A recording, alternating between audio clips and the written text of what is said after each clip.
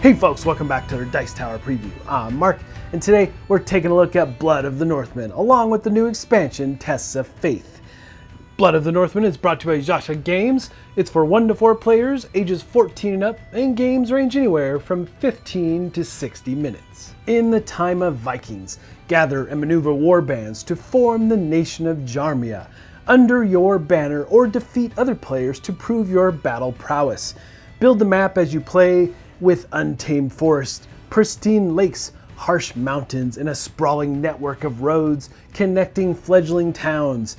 Earn actions with your map placement depending on the features of each tile you choose to add. In Blood of the Northmen, each player controls their own Viking clan with a unique ability. You will be playing tiles from your hand, along with other players, to build a world on which you will place your warriors. Each tile in the game has multiple uses: a board element, an action card, and strength in a fight. During the game, you gain victory points by fighting other clans, as well as by taking strategic settlements.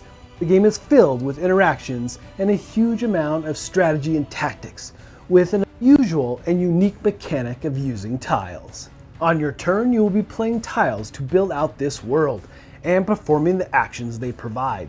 You will start with a single tile, but once there are 3 tiles on the map, then you must place a tile so that it is adjacent to at least 2 previous tiles. In general, the sides must match. So, placing a forest, lake, or road, these tiles must match up. However, mountains are the exception. They act as a wild. Place them next to any terrain type. So, the different terrain types define the actions available to you when you play a tile. So let's take a look at the basics here. You have mountains, which allow you to fight battles. Roads allow you to move an army from one tile to another, as long as there is a road to follow. Forests allow you to place a warband from your main supply to the tile you just placed. Lake actions moves an army by taking up to 3 of your warbands that are all on one tile and moving them to an adjacent tile across an empty side or roadside. So again, these are the basics of play. An easy game to learn, but lots of strategies to consider and master.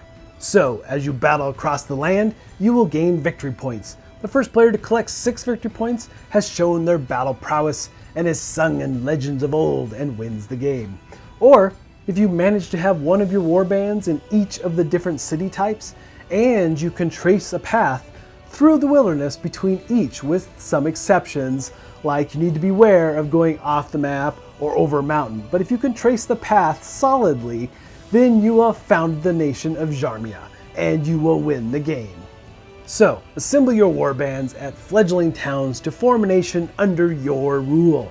Smash those who would stand in your way. Explore a countryside by placing new land with forests, lakes, mountains, and roads connecting outposts. Recruit, maneuver, and attack with your forces, depending on the type of terrain you add.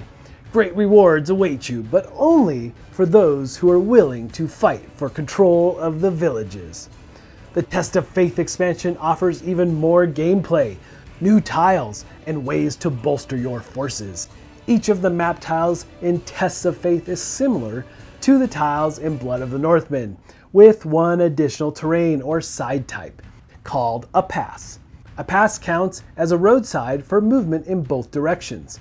A pass can be placed opposite a road, a mountain, an empty side, or another pass. What else is new in this expansion? Well, let's take a brief look.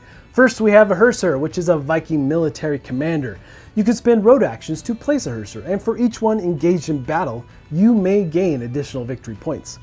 Longships. You can spend 2 lake actions to place a longboat, and each longship provides you with an additional tile placement on your turn, provided that placement extends the lake the longship is on. And there are new catapult units, oh yes. So you can spend 2 mountain actions to place these catapults, and each catapult you have in play gives you an extra mountain action that can only be used to initiate conflict in the tile containing that catapult, bringing so much more firepower to bear. So, incite brigands against your foes, found churches, and control holy cities to spread your faith.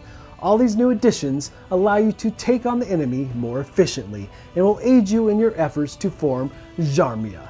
Lots of unique and engaging gameplay awaits you in both the base game and its expansion, with advanced rules, solo, and team play. In the end, do you have what it takes to be victorious and written into the legends of old? Alright folks, just a reminder once again, this has been a Dice Tower paid preview, and everything you've seen in the Test of Faith expansion is a prototype. However, the base game is published and done and ready to go. Now, the thing that strikes me about this game is this how simple it is to teach. You're placing tiles and performing actions that the tile allows.